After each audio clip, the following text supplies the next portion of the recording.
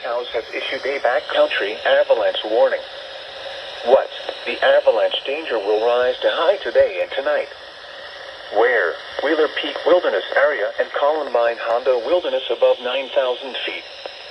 When? In effect from Tuesday 6 a.m. Mountain Standard Time to Wednesday 6 a.m. Mountain Standard Time. Impacts. Snow and wind today will continue to add snow totals over the last 4 days that will be approaching 3 feet of snow. This will likely create widespread areas of unstable snow. Both human-triggered and natural avalanches are likely. Stay off of slopes steeper than 30 degrees. This warning does not apply to ski areas where avalanche hazard reduction measures are performed. Similar avalanche danger may exist at locations outside of the coverage area of this or any avalanche center. Precautionary preparedness actions. Very dangerous avalanche conditions exist. Travel in avalanche terrain is not recommended.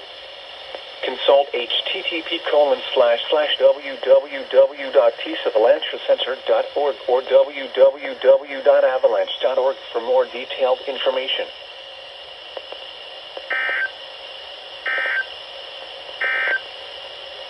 You are listening to